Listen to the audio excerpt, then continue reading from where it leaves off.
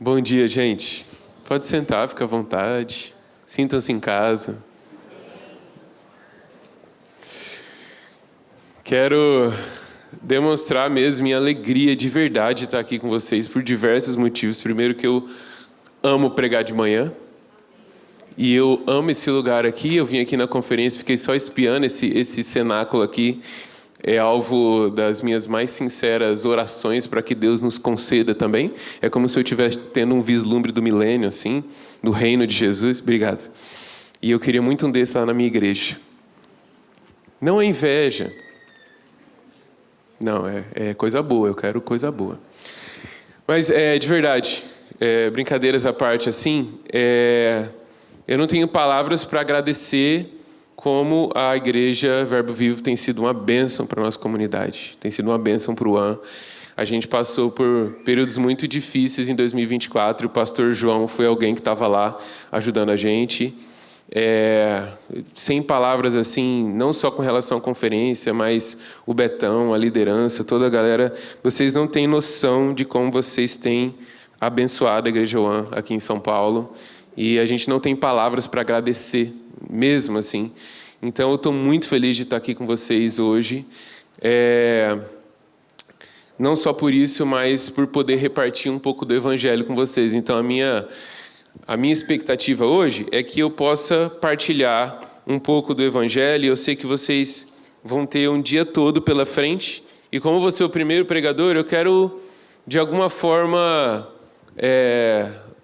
lançar alguma base assim, para que a gente consiga construir uma coisa sólida hoje. Quero servir também os próximos pregadores. Eu quero servir vocês na pregação do Evangelho. Então, o que eu quero falar nessa manhã, basicamente, dentro desse tema devoção, é qual é o combustível da nossa devoção. Primeiro, na realidade, o que é devoção?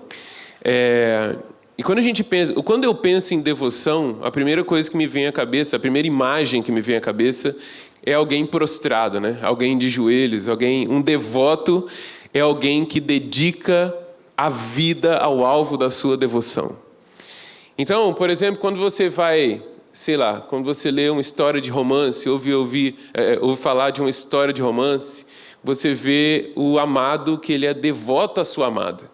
Ele passa a vida inteira perseguindo aquela amada, aquela história de romance e tudo mais. Então, a devoção é um ato de rendição completa. Devoção não é um ato único. E não é simplesmente um momento de prostração, um momento. Devoção é um movimento de uma vida inteira perseguindo um único alvo, perseguindo um único objetivo. Então, por mais que nós vamos experimentar, nós vamos ter experiências pontuais e fortes e enfáticas de devoção, nós vamos ter experiências com Deus. O objetivo de um devoto, ou de tornar-se um devoto, é perseguir a presença de Deus por toda a vida. Toda a vida. Então, devoção é um compromisso a longo prazo. E se a gente tem um compromisso a longo prazo, isso quer dizer que a gente tem uma longa viagem. E se a gente vai fazer uma longa viagem, eu já fiz algumas longas viagens de carro, existe uma coisa primordial que você não pode esquecer numa longa viagem de carro para você não ficar no meio do caminho, que é combustível. Esses dias, pela primeira vez, eu fiquei sem combustível na rua. Foi uma coisa maravilhosa. Porque eu estava saindo da igreja, e daí eu tinha acabado o culto, e aquele dia eu estava confiante, eu estava confiante no meu volante, eu estava confiante na minha volância, na minha capacidade de dirigir. Eu estava saindo da igreja, indo para casa, sozinho no carro, a minha esposa ainda não estava indo para o culto, que o Bernardo era bem novinho, queria projetar uma foto. Sabe aquele pai que gosta de mostrar a foto do filho? Queria projetar a carinha dele assim aqui para você. Ele é muito maneiro. Depois eu mostro para vocês, vou mostrando assim para cada um. Olha meu filho, como é lindo. Eu estava falando, gente? Me ajudem. Estava saindo da igreja no meu carro, que não é simplesmente um carro, é um Uno. E um amigo meu, um irmão da igreja, mandou assim, cara, me dá uma carona. Eu falei assim, beleza, vou dar a volta no quarteirão aqui e vou aí te pegar. Na hora que eu estou dando a volta no quarteirão assim, ó, um dia vocês vão saber o que é isso. Todo mundo vai passar por essa experiência, em nome de Jesus. Que ensina, né? Ensina. Eu tô dando a volta no quarteirão assim. Ô, Fábio, sabe como você começa a pisar no acelerador assim e o carro... Ele começa a não ir. Mas eu conheço o tanto de combustível que tem na reserva do meu carro. Eu sabia que não era para ele estar parando naquela hora ali. Porque ele tinha acabado de entrar na reserva. E eu dei a sorte não, a providência divina de parar bem na frente de um posto policial.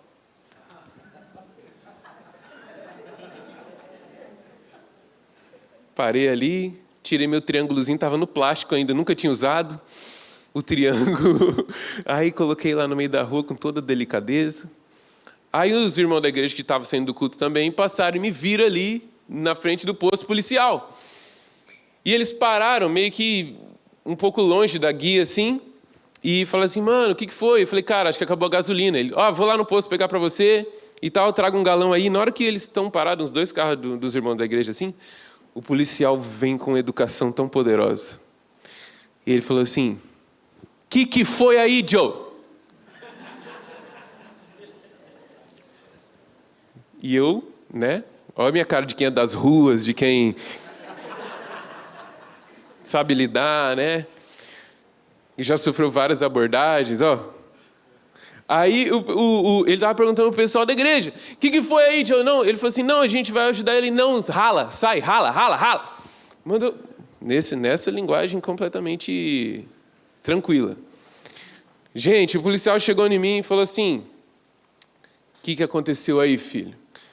E, gente, você não está entendendo. Você falar para um policial que você ficou sem gasolina é uma das coisas mais humilhantes que tem. Inclusive, se eu não me engano, dá multa. Porque é responsabilidade sua botar gasolina. Depois eu descobri que ele não estava sem gasolina, queimou a bomba de combustível. Não estava completamente errado. Mas o que eu sabia na hora foi assim, seu polícia, estou sem gasolina. Minha placa é de Campo Grande, eu estava todo, assim, vulnerável. E daí ele falou assim, documento do veículo e o seu. E eu ando com o meu documento no celular. Eu troquei de celular agora. Com a carteira de motorista e tudo mais. Minha família, na hora que eu abro o celular e clico na carteira de motorista, o aplicativo não está baixado. Eu não sei se vocês sabem, mas o meu iPhone tinha pouca memória. E quando ele tem pouca memória, ele começa a excluir aplicativos que você não usa muito. Aí eu falei, seu polícia, não está entrando aqui para eu mostrar para o senhor os meus documentos. Ele falou assim, de onde é que você veio? O que você faz aqui? Eu virei para ele e falei assim, eu sou pastor. Numa igreja ali. Você conhece a região aqui, filho? E começou a dar um apavor assim. Eu falei, será que o senhor humildemente não poderia consultar aí no sistema? Ele fala, você cumpre as suas obrigações e não me lembra dos meus deveres. Falei, amém. Eu tô contando aqui por cima, porque eu fui humilhado aquele dia, é uma situação terrível. E daí, beleza, eu falei assim, já era, vou ter que buscar no pátio esse Uno aqui, não vai ter jeito. O policial só deu a volta e falou assim, virou, ele falou de costa para mim assim, quer quantos minutos para sair de zona militar? Que ele já tinha consultado e viu que não tinha nada, né? Que eu estava dentro da lei. Eu falei assim, 20 minutos, senhor. O pessoal vai chegar com a gasolina aí. O pessoal chegou com a gasolina, coloquei a gasolina dentro do carro. Ele andou, graças a Deus, por mais uns 100 metros e parou, longe dos policiais. Graças a Deus eu cumpri o meu combinado com a polícia. Mas é desesperador ficar sem combustível. É desesperador você achar que o seu carro vai funcionar se não tiver ali um negócio que move ele. E sabe o que é mais desesperador que tudo? Uma coisa que eu falei aqui é que eu conhecia o meu carro. Eu sabia que não era a hora da gasolina dele parar.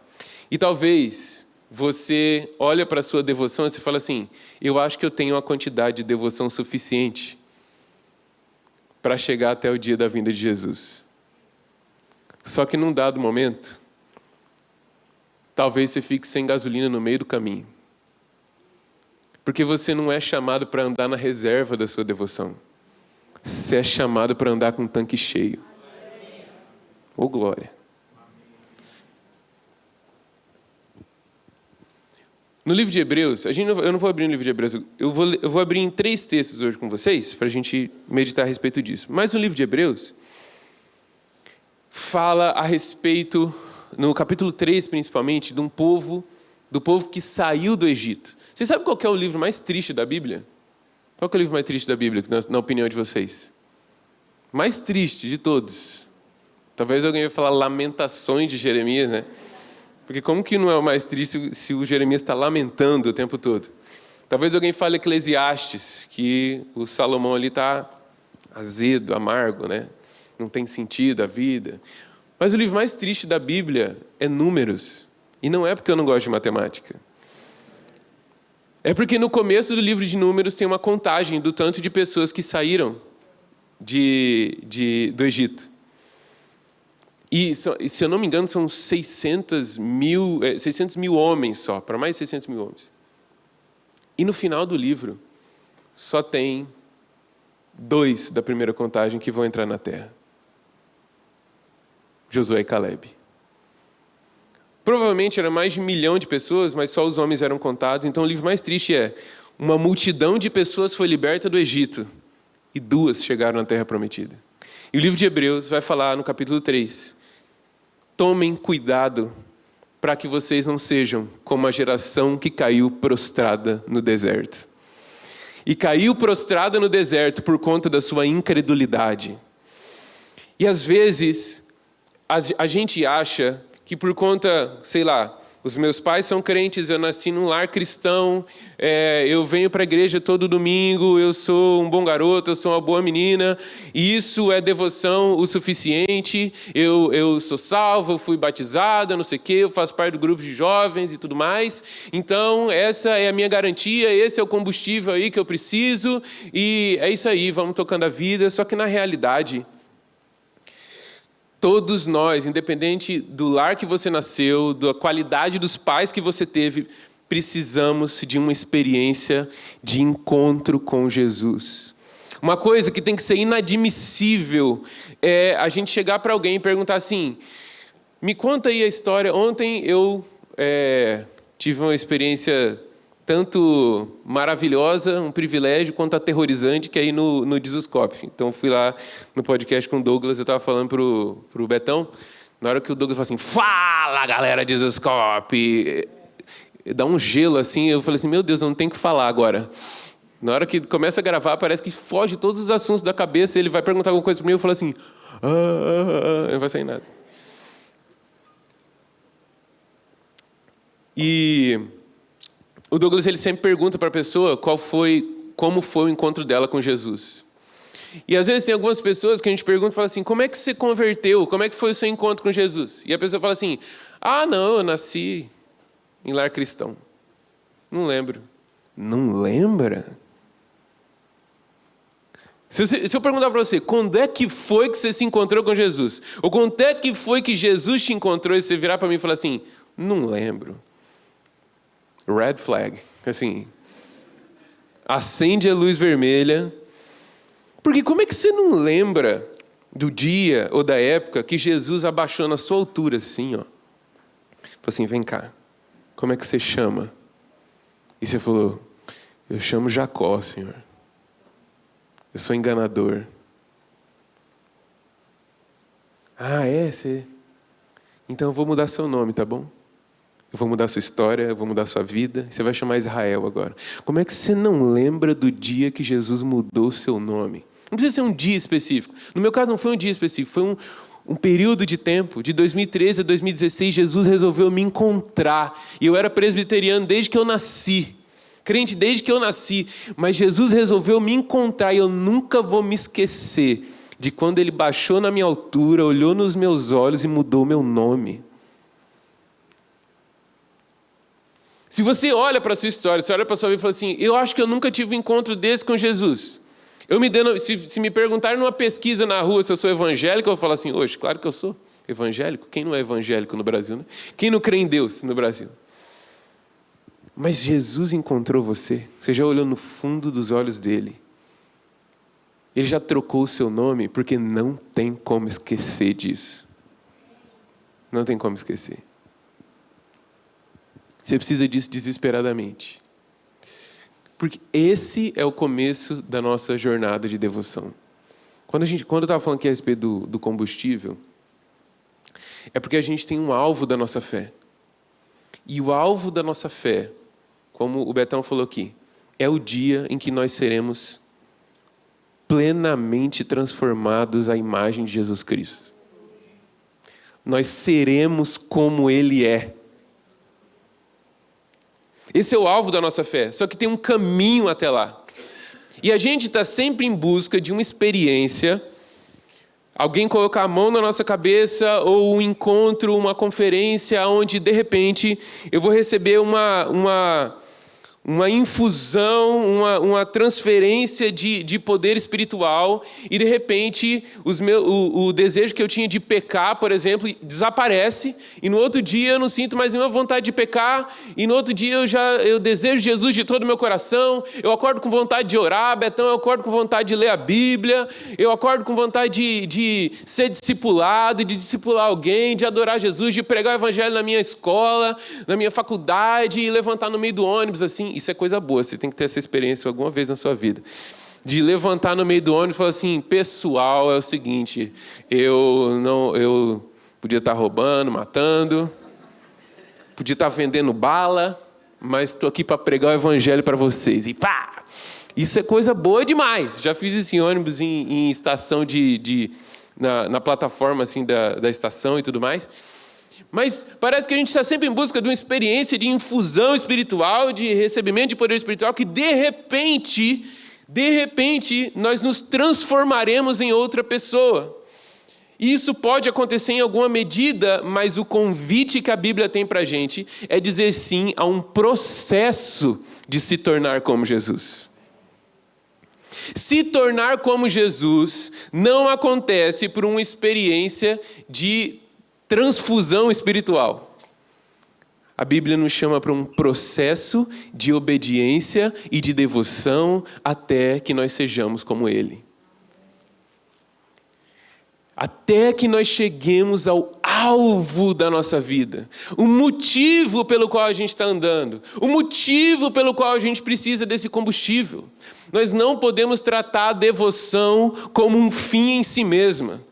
Porque senão, se a gente perguntar qual que é o seu desejo da sua vida, meu desejo é ser um homem de oração. Para que você quer ser um homem de oração? Para orar. Para que você quer ser um homem de oração? Para ser um homem de oração. Para que você quer ser um homem de oração? Para ser um pregador conhecido. Nada disso vai te sustentar até o final. Se você encarar devoção como um fim em si mesmo e não como um meio para conhecer a Jesus, de repente você vai estar lá, eu quero orar, mas por que você quer orar? Porque eu quero ser um homem de oração. E por que você quer ser um homem de oração? Porque é bom. E de repente você vai estar jejuando para jejuar. E de repente as disciplinas espirituais vão virar um fim em si mesmo. Então você vai estar fazendo um negócio sem saber por que você está fazendo. Você vai estar jejuando sem saber para que você está jejuando. E isso leva a um lugar chamado legalismo. Então eu faço as coisas porque me disseram que eu tenho que fazer. Eu jejuo porque me disseram que tem que jejuar. Eu oro porque me disseram que tem que orar. Eu evangelizo porque me disseram que tem... Você precisa ver a Jesus. Então quando você vê a beleza de Jesus, quando você contempla a beleza de Jesus, fala assim, eu quero conhecer esse homem. O que eu preciso para conhecer esse homem? O que está incluído na jornada enquanto eu me apaixono por esse homem? É oração? Então eu quero orar. E eu quero orar para conhecer Jesus. É jejuar? Então eu quero jejuar, porque eu quero jejuar para conhecer Jesus. É evangelizar? Eu vou evangelizar porque eu estou conhecendo a Jesus. Eu quero que outras pessoas conheçam e experimentem da paixão e da glória e da beleza que só podem ser experimentadas quando eu vejo a Jesus. E tudo isso tem uma fonte, e esse combustível que eu quero falar a respeito dele hoje, se chama Evangelho. E eu queria que a gente abrisse a Bíblia no livro de 1 João. Lá no final, 1 João, capítulo 3. Eu ia abrir em Abacuque, só que eu estava conversando com o Betão ali, ele estava me falando uns negócios que me estragou. Aí a gente vai abrir em 1 João, capítulo 3. A gente vai ler a partir do versículo 1. E esse trecho, esse pedaço aqui de 1 João, tem uma parte muito importante do Evangelho. Antes da gente ler o texto, só para a gente ter esse pano de fundo, vocês estão comigo aí? Tá bom. Se eu estiver indo muito rápido, vocês falam assim, calma, meu filho. Porque se a gente está falando do Evangelho como nosso combustível, para que a gente não caia no meio do deserto, para que a gente não... Amém, eu fui liberto do Egito, graças a Deus eu saí da minha velha vida, eu fazia tal coisa e não faço mais. Beleza, mas ainda tem um caminho para você percorrer. Um caminho de uma vida toda. É para isso que você deve estar olhando.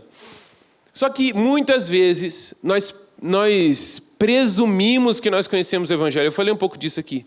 Quantas vezes eu fui evangelizar na rua e eu conversava com o mais diverso tipo de pessoa e perguntava assim, você crê em Deus? Ela, claro que eu creio em Deus.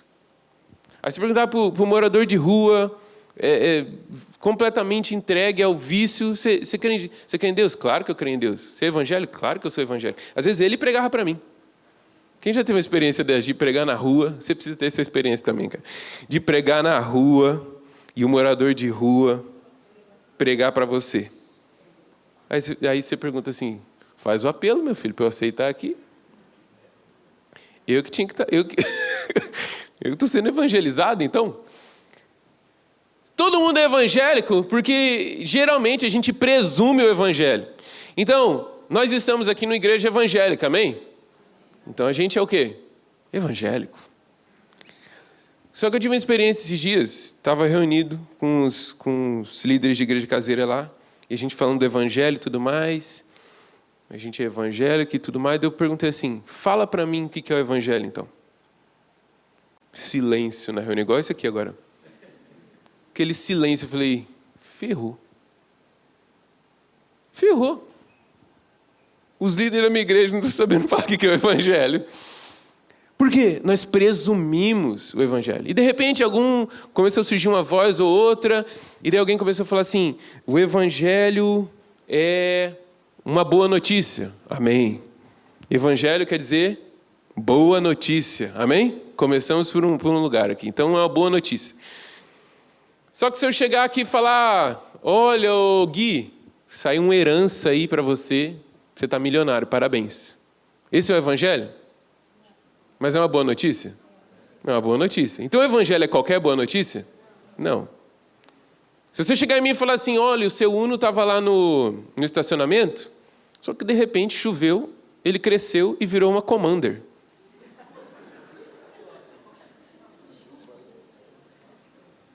Milagres acontecem aqui no Verbo Vivo. Eu vou falar assim, glória a Deus, que maravilha, que boa notícia. É uma boa notícia, não é? Quem já teve um Uno sabe que seria uma boa notícia. Mas é o evangelho? Não, não é o evangelho. Ou talvez a gente olhe assim e vê uma igreja, igual ontem teve ação social lá na igreja. E daí você vê lá o pessoal fazendo ação social, cuidando da viúva e do pobre, e fala assim, isso aí é o verdadeiro evangelho. Ou um missionário lá não sei na onde, fazendo um trabalho, fala assim, isso é viver o evangelho. Só que a gente começa a atribuir a um tanto de coisa que é o evangelho, a gente se esquece que primeiramente o evangelho não é um bom conselho. E o evangelho não são os resultados do evangelho. Ação social é resultado do evangelho. Avivamento é resultado do evangelho. Discipulado, movimento missionário, pregação do evangelho é resultado do evangelho. Mas o que é esse tal de evangelho? Eu preciso conhecer. Se esse é um meio para conhecer Jesus, se essa é a boa notícia e não uma boa notícia, que notícia é essa? Porque às vezes nós confundimos também, não só o evangelho com os resultados do evangelho, mas o evangelho com um bom conselho. Então, o que é o evangelho? O evangelho é um bom conselho de Deus para como a gente deve viver. Então, olha, seja organizado com as suas finanças. Olha, seja um bom menino, uma boa menina. Olha, tire boas notas na escola. Olha, se comporte muito bem. Só que o evangelho não é um bom conselho. Não é Deus te aconselhando como que você deve viver. O evangelho é uma boa notícia. Porque se o evangelho fosse simplesmente um bom conselho, nós estaríamos perdidos. Porque Deus chegaria, o livro de Efésios vai dizer que nós estávamos mortos em delitos e pecados. Amém? Nós estávamos mortos dentro de uma poça de lama de pecado. E a pergunta que eu quero fazer para vocês, primeiramente, o que é que um morto pode fazer? O que um morto pode fazer, gente? Tem uma coisa que o morto faz. Fede.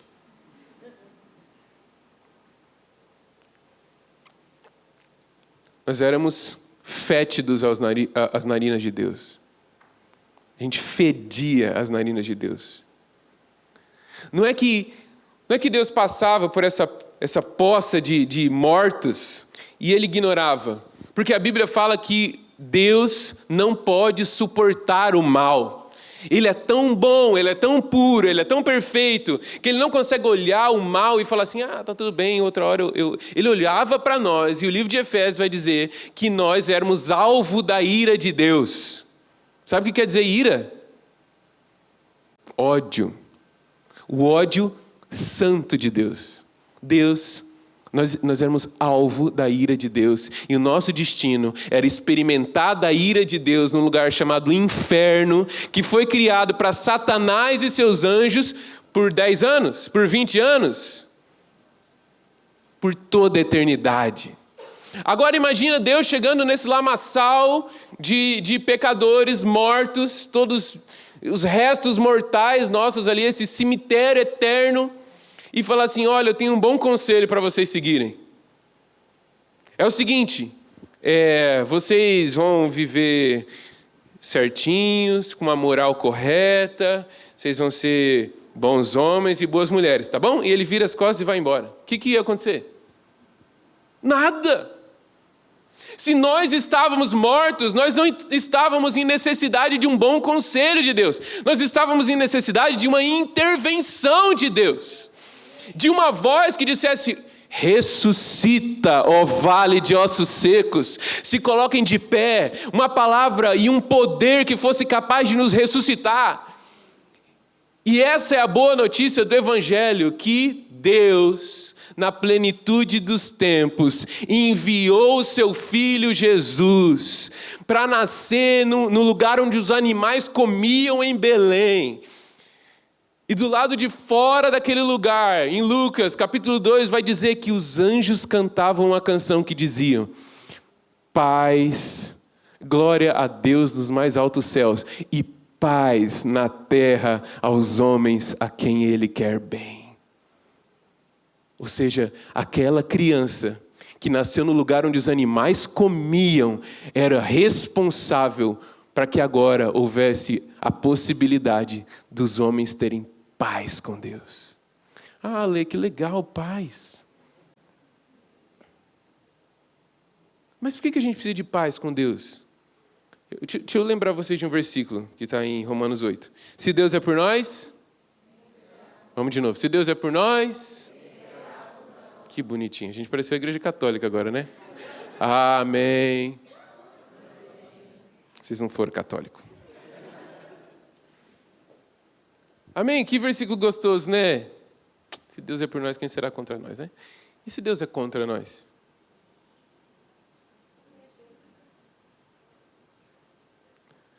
Se Deus é por nós, não tem ninguém que fica na minha frente. Sai da frente, Satanás, num raio de 30 quilômetros, todo demônio. As crianças não têm essa referência, né? que é Gideões, Marco Feliciano, das antigas, ó. Pô, viajei agora, gente, eu esqueci o que eu estava falando. Se Deus é por nós, não existe ninguém que possa ficar contra nós. Mas se Deus é contra nós, quem poderá nos defender? E a notícia é, Deus era contra nós. Deus era contra você. Deus era contra mim. Só que por causa de Jesus Cristo. Por causa de Jesus Cristo, Deus agora me ama. Ele me deu a maior recompensa quando eu merecia o pior castigo.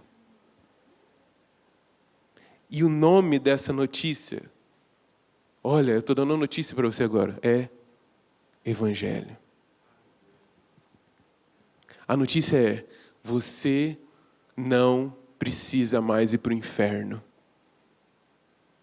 Você não é mais inimigo de Deus. Deus não te odeia mais. E Ele não só te tolera, tipo, beleza, eu não odeio, mas entra aí, fica aí. Deus te ama. Te chama de filho. E não é porque você é um bom garoto ou uma boa garota. É por causa de Jesus. Então, primeiramente, o Evangelho não é algo que eu faço.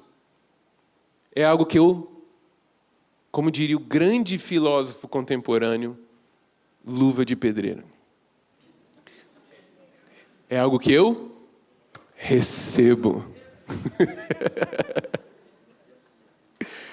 É algo que eu recebo, graças a Deus, Pai. Então a gente está ávido, eu quero ouvir o Evangelho, eu quero fazer alguma coisa. Muito bem, mas antes disso você precisa receber o Evangelho. Receber a boa notícia. E essa boa notícia vai mudar a sua vida para sempre. Essa boa notícia vai estragar você para o mundo. Essa boa notícia vai fazer com que a gente não preste para mais nada, a não ser dar glória a Deus e pertencer a Ele, conhecer a Ele, se apaixonar por Ele e viver de um jeito que quando as pessoas veem a gente vivendo, elas se lembram de Jesus. Quando Deus olha para você agora, Ele olha por uma lente, assim como eu estou olhando para você através dessa lente, que se eu tirar ela, eu não vejo, vira um grande... Sabe a massinha quando você junta todas as cores? Deus olha para você através de uma lente chamada sangue de Jesus.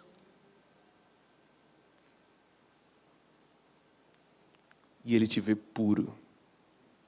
E Ele te vê santo. E Ele te vê parecido com Jesus. Às vezes a gente acha que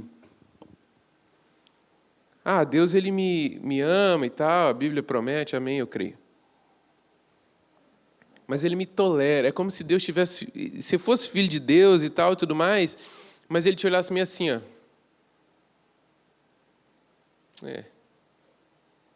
Só que Deus olha para nós com um sorriso no rosto, com um coração apaixonado. Nos dias que você acerta e nos dias que você erra. Porque no dia que você acerta, os méritos não são seus, são de Jesus Cristo. E no dia que você erra, não foi você que salvou a si mesmo, foi Ele que te salvou.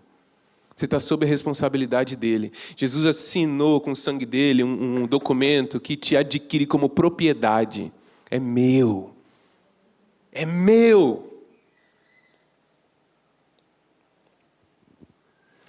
E a gente é tão dele, que... Olha só, vocês estão abertos aí ainda? A gente vai ler as Escrituras agora. 1 João capítulo 3, a gente vai ler do versículo 1 até o 6. Olha o que diz o texto.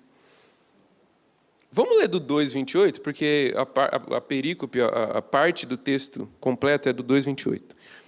E agora, filhinhos, permaneçam nele, para que quando ele se manifestar, esse ele se manifestar aqui é a vinda de Jesus. É disso que João está falando. Tenhamos confiança e não sejamos envergonhados, tendo de nos afastar dele no dia da sua vinda. 29. Se sabem que ele é justo, reconheçam também que todo aquele que pratica justiça é nascido de Deus. 3, versículo 1. Vejam que grande amor o Pai nos tem concedido, a ponto de sermos chamados filhos de Deus. E de fato, se somos filhos, de fato somos filhos de Deus. E por essa razão, o mundo não nos conhece, porque também não o conheceu. Pausa aqui no versículo 1. Quem é filho de Deus aqui? Levanta a mão. Dá um glória a Deus. Aleluia. Nem todo mundo é filho de Deus, tá bom? Existe um ditado popular brasileiro que fala assim, vou tirar férias, né, Betão? Também sou. Será? O brasileiro acha que Deus é brasileiro e todo mundo é filho de Deus, né? Só tem como ser filho de Deus por intermédio de Jesus Cristo. Você não é filho de Deus por ter nascido brasileiro. Você não é filho de Deus por ter nascido judeu. Você não é filho de Deus por ter nascido em lar cristão. Você não é filho de Deus se você estuda em escola cristã. Você não é filho de Deus por fazer parte do grupo de jovens. É só indo a Jesus e Ele, o Filho de Deus, vai te fazer filho de Deus. E vai te dar o Espírito que se chama Espírito de adoção de filhos. Aleluia. Por intermédio do qual nós podemos clamar, Abba, Pai. Aleluia, nós não recebemos espírito de escravidão para andar outra vez com medo, mas recebemos espírito de adoção de filhos, por intermédio do qual nós clamamos e chamamos Deus de papai. E João está falando aqui, nós somos filhos de Deus.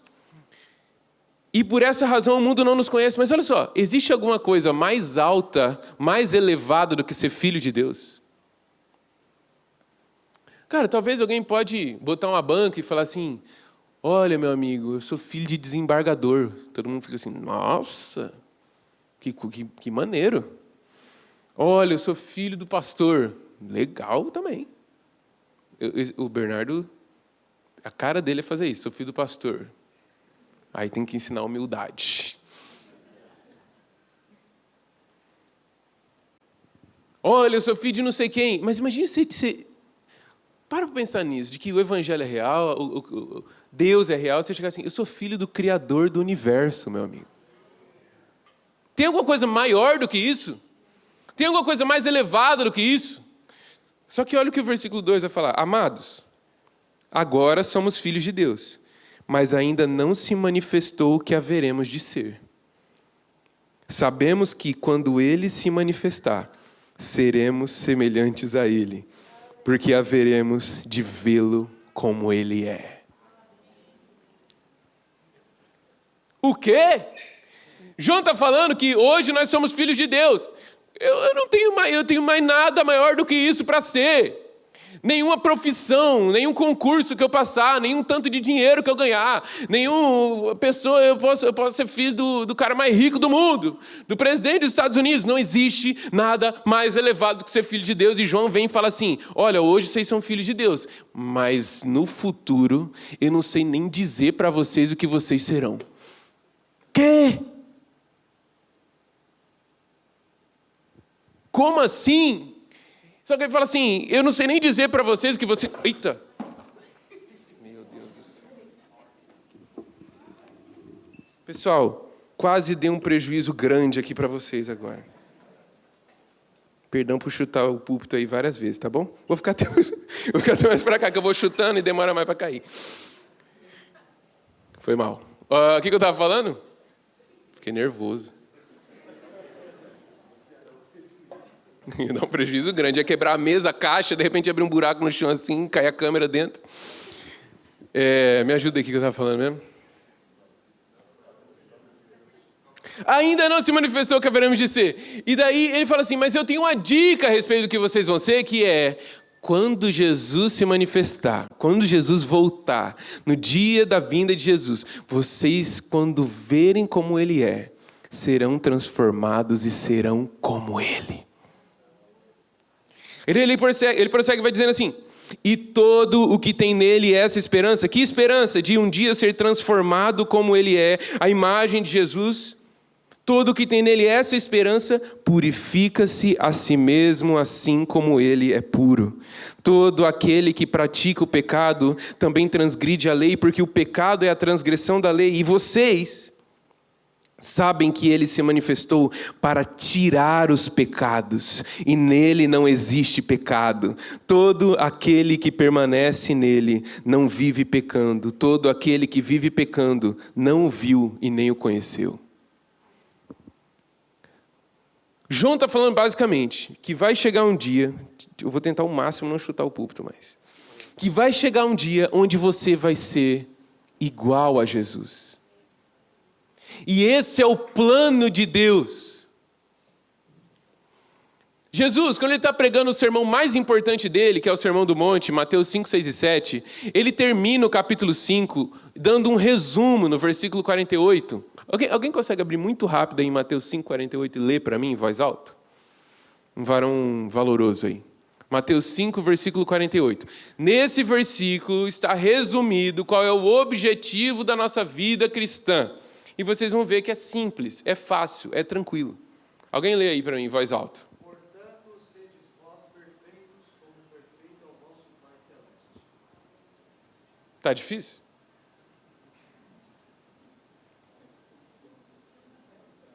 Tá difícil ou não? Quanto dos meninos aqui jogam bola? Não precisa ser bom. Nossa, vocês estão com uma confiança, meu amigo. Os caras assim, ó. Quem joga bola aqui? Os caras fazem assim, ó. Quem joga bola? Levanta a mão aí, ele joga bola. Se eu pedir para acertar um cruzamento na área, você vai acertar. Então tá bom. Se eu virar para você e falar assim, seguinte, tudo que você precisa fazer para ser um bom jogador de futebol é ser igual ao Cristiano Ronaldo. Exatamente, meu amigo. É só o que você precisa fazer. Dadas as devidas proporções, o que o Sermão do Monte está falando, assim, portanto, Jesus está falando assim, então, gente, eu vou resumir aqui o que eu preciso de vocês, tá bom? O que eu preciso de vocês é que vocês sejam perfeitos, como perfeito é o vosso Pai que está no céu. A única coisa que eu quero de vocês é básico, é simples, é que vocês sejam perfeitos como Deus. Aí, assim, a galera começou a ir embora, né? Quem consegue ser perfeito como Deus aqui, gente? Se você olhar assim, eu só falar para vocês, olha, é o seguinte, seja perfeito como Deus, tá bom? E você olhar para as suas próprias capacidades, e você falar assim, Deus! E você perfeito como Deus? É impossível. Muito bem. Você achou a palavra principal de alguém que quer seguir a Jesus. É impossível. Não é que é difícil ser perfeito como Deus. Talvez, em algum momento na história, nasça outro Cristiano Ronaldo. Talvez, em algum momento na história, nasça outro Neymar. Amém. Estamos precisando.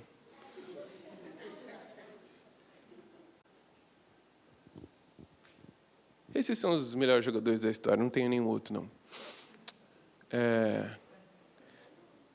Não tem outro, não. Isso, Ronaldinho, Ronaldo.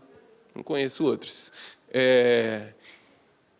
Talvez nasçam outros gênios da música, talvez nasçam outro Beethoven, talvez nasçam outro, sei lá, Matos Nascimento. Nossa, eu preciso me atualizar. Mas é bom. Eu esqueci que eu estou pregando para jovens, cara. O que eu faço? Um outro Alê? Tá bom. Tá bom. Tá bom, um outro Alessandro Vilas Boas e tudo mais. E talvez nasçam outras pessoas brilhantes assim na história e consigam atingir os feitos de pessoas que pessoas brilhantes atingem hoje, Mas é impossível ser como Deus por mim mesmo. Essa é a chave do que Jesus está falando, e essa transformação aqui do dia em que nós seremos como Ele, nós devemos olhar e falar assim: eu não consigo. Sabe qual que vai ser a sua saída? Eu não consigo, eu não posso, é impossível, eu preciso do Evangelho. Eu preciso que alguém seja perfeito por mim, para que me apresente perfeito diante do Pai. E deixa eu te falar, Jesus foi o sacrifício perfeito para que você pudesse se apresentar perfeito diante de Deus. Ninguém nunca vai chegar diante de Deus e falar assim: Senhor, eu subi aqui pelos meus próprios méritos, eu cumpri Mateus 5,48, porque eu segui tudo à risca, eu segui a cartilha. O Evangelho não é uma cartilha, é um encontro com a pessoa de Jesus Cristo. E Ele vai falar assim: olha, se você passar através do véu da minha carne e for banhado pelo meu sangue, você pode se achegar a um trono que se chama trono da graça de Deus, para receber graça e misericórdia em tempo oportuno.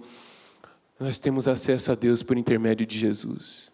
E uma vez que a gente olha para esse texto aqui e vê, um dia nós seremos perfeitamente igual a Jesus. Um dia nós seremos transformados à imagem de Jesus. O nosso corpo vai ser um corpo glorioso como que Jesus tem. Vocês já leram nos evangelhos que o corpo de Jesus era capaz de fazer? Que ele entra numa sala que estava com portas fechadas e fala: salve, Pai seja convosco. Melhor de tudo, com o corpo glorificado, ressuscitado, ele senta numa praia e come peixe com Pedro. Essa é uma das coisas mais legais que eu quero fazer com o meu corpo glorificado: comer peixe na praia.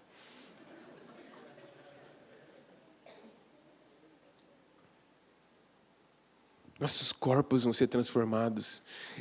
Romanos capítulo 8 fala que o Espírito que ressuscitou Jesus dos mortos também nos ressuscitará.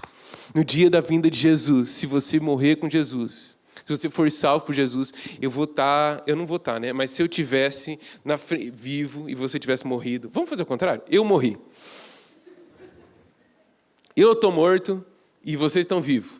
Se vocês estiverem lá na frente da minha tumba, assim, no dia que Jesus voltar, a Escritura garante que a minha sepultura vai explodir. Que não importa quantos palmos de terra tiver em cima do meu corpo, ou a grossura do caixão, ou o tanto de cimento que colocarem em cima da minha lápide, ela vai explodir e eu vou levantar da minha sepultura, porque nem a morte vai poder me deter, porque não deteu Cristo no qual eu creio. A gente vai ver sepultura explodindo por todo o mundo, e os santos se encontrando com Jesus nos ares, olhando para Ele e sendo transformados para nunca mais pecar e para nunca mais morrer. Esse é o Evangelho, esse é o alvo do Evangelho. Só que a gente se engana ao pensar: então o que eu vou fazer é esperar por esse dia. Eu vou esperar por esse dia, porque lá eu vou ser perfeito, e lá eu vou ser santo, e vou viver em santidade, e quando eu encontrar Jesus, o nosso plano é se arrastar pela vida, viver do jeito que dá, viver de uma forma que eu não sei se eu estou agradando a Deus, se eu estou desagradando. Esse momento aqui é o ápice, mas a jornada já está proposta para você e para mim hoje. E eu queria terminar falando a respeito: qual é o método de Deus para já hoje começar a nos fazer iguais a Ele. Eu queria que a gente abrisse em João capítulo 17, versículo 24. A gente vai abrir nesse e em mais um texto e eu já estou encerrando. João capítulo 17, versículo 24. Essa oração aqui é a oração sacerdotal de Jesus. É como se Jesus tivesse aberto, quase falei abrido, você acredita? Ele tivesse aberto o lugar secreto dele. Imagina você poder ver o lugar secreto de Jesus. Saber como é que Jesus ora. Como é que ele fala com o Pai? Aqui, João 17. E uma das orações mais lindas de Jesus, eu quero ficar só no versículo 24 para a gente não gastar mais tempo, mas no versículo 24, a gente vive atrás de qual é a vontade de Deus. Qual que é a vontade de Deus para a minha vida? O que Deus tem para mim? Amém, isso é legal, mas não é legal se você procura isso, a vontade de Deus para a sua vida, antes de saber qual é a vontade de Deus. E Jesus ele está expressando o desejo mais profundo do coração dele. O que é que Jesus tem vontade? Versículo 24. Pai, a minha vontade é que, onde eu estou, também eles estejam comigo. E os que o Senhor me deu, para que vejam a minha glória, que o Senhor me deu, porque me amou antes da fundação do mundo. O desejo mais profundo do coração de Jesus é que você veja a glória dele. O que é ver a glória de Jesus?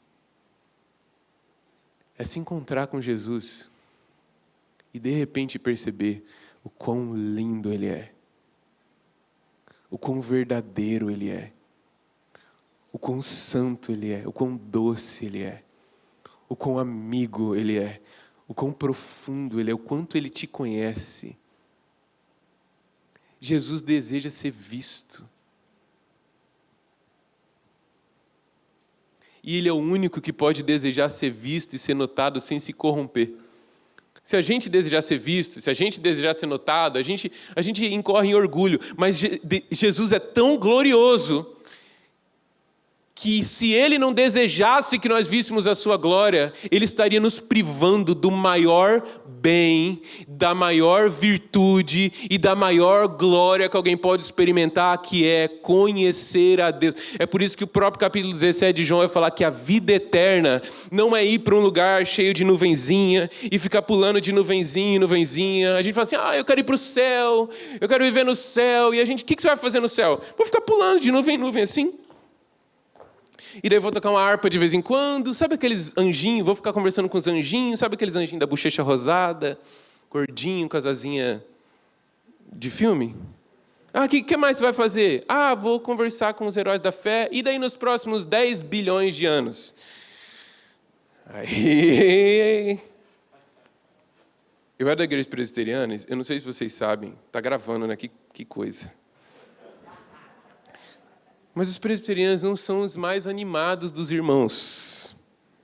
Eles são contidos, né? E eu era criança e eu lembro o pastor pregando assim. Irmãos, pregando a respeito do céu. E eu assim, prestando atenção na palavra dele. Assim, Sabe quando ele vai virando assim que você nem... E ele pregando sobre o céu, ele sabe como vai ser o céu? Na verdade ele estava pregando assim. Sabe como vai ser o céu, irmãos? Aí eu, meu Deus, quero muito saber. Ele vai ser igual esse culto aqui. Só que não vai acabar. Aí eu, nossa! Ai, que legal! Que maravilha, cara. Nossa, como eu me enchi de regozijo agora. Estou animado para ir para o céu agora. Uma adoração sem fim. Eu falei, coisa boa! Que coisa boa ir para o céu. E daí eu ficava pensando assim, gente, será que eu vou? Eu estou dormindo aqui, eu vou dormir para sempre lá então.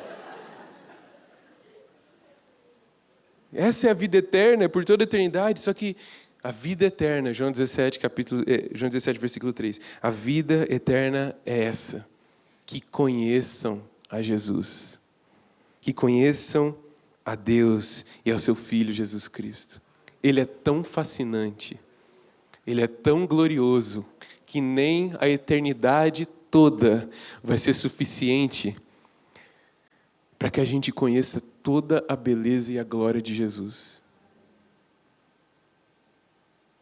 De repente, a gente vai estar diante do trono de Jesus, ele vai estar sentado em Jerusalém. Ele vai liberar uma onda de revelação de quem ele é que a gente nunca tinha visto. E aquilo vai fascinar a gente pelos próximos 10 mil anos. E quando a gente estiver recuperando, de repente ele vai liberar uma outra onda da revelação de quem ele é. E a gente vai ficar fascinado pelos próximos 1 milhão de anos. E de repente ele vai ensinar a gente coisas que a gente nunca tinha notado a respeito do caráter dele pelas eras vindouras. Nós passaremos a eternidade conhecendo a Deus e a gente nem consegue imaginar o que isso significa na sua plenitude. E a notícia é, isso pode começar hoje para você. A vida eterna pode começar hoje para você. E para terminar, eu quero ler 2 Coríntios, capítulo 3, versículo 18.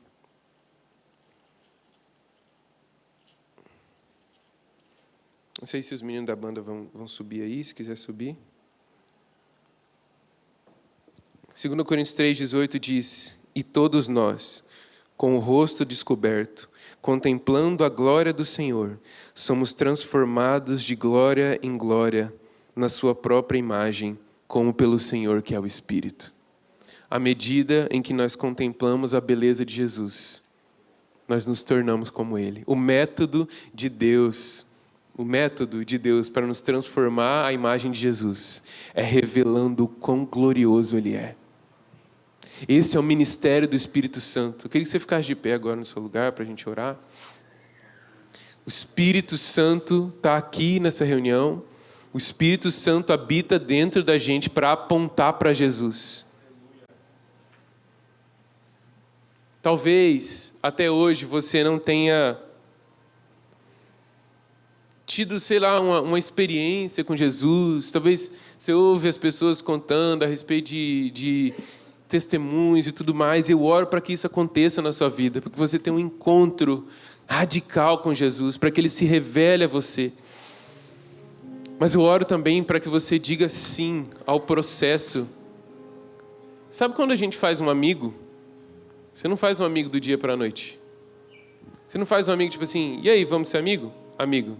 Deu a mão? Amigo. A gente é amigo agora temos profunda afeição, a gente gosta muito um do outro e tudo mais. Mas que você diga sim ao processo de se tornar amigo de Jesus. Dele olhar para você e falar assim, meu amigo. Meu melhor amigo. Nem os discípulos de Jesus se tornaram amigos instantâneos dele. João 15:15 vai dizer, olha, até hoje eu chamei vocês de servos. Já estavam caminhando junto há um tempão. Mas hoje eu chamo vocês de amigos.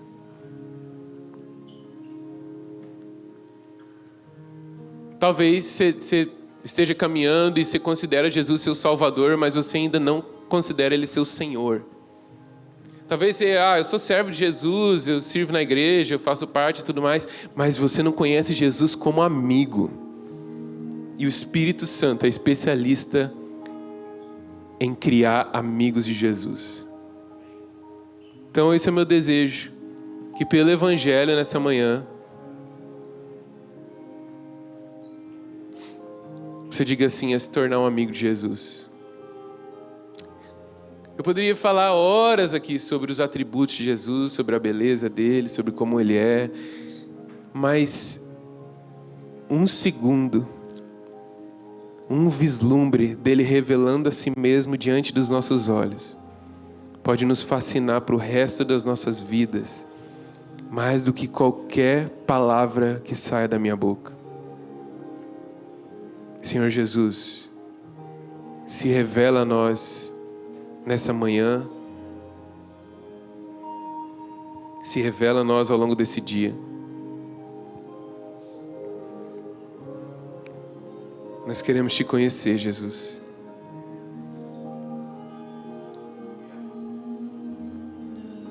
Esse é o motivo da nossa vida, te conhecer. Esse é o objetivo, é a razão pela qual a gente nasceu, é a razão pela qual a gente existe. Eu oro para que os sentidos dos meus irmãos sejam desembotados agora, Senhor.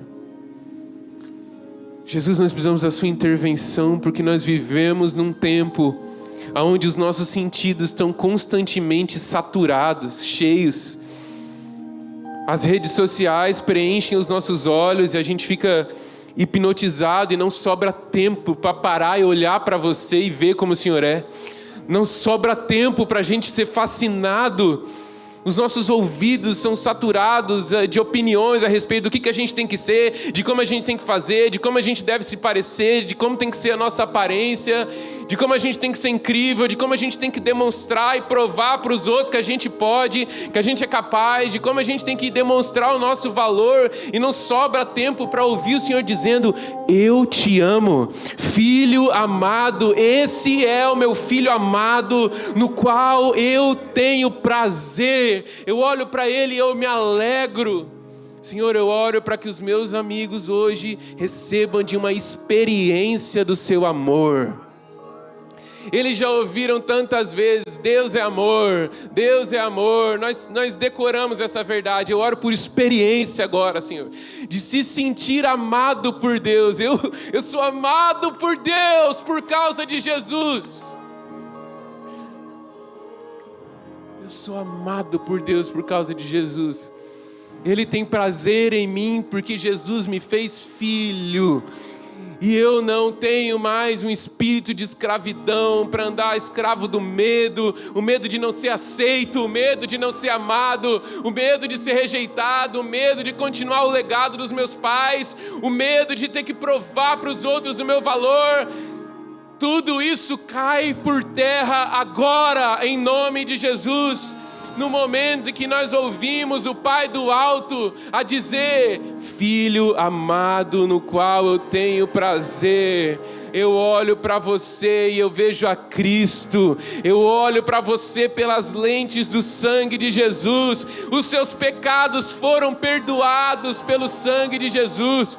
O seu passado foi ressignificado por causa do sangue de Jesus. E agora você não precisa mais viver como um escravo das próprias vontades. Não precisa mais viver segundo o espírito desse século, segundo o espírito desse mundo. Nos expõe a sua glória, Senhor Jesus. Nos expõe a sua beleza. Eu queria que agora você orasse com as suas próprias palavras. Com suas próprias palavras, diga a Jesus. Diga a Jesus o que é que está no seu coração, quais são as inquietações do seu coração.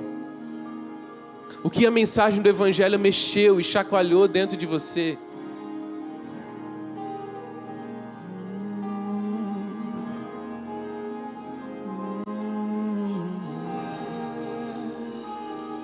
O orgulho me tirou do jardim, sua humildade colocou jardim em mim. E se eu vendesse tudo que tenho, em troca do amor eu falharia.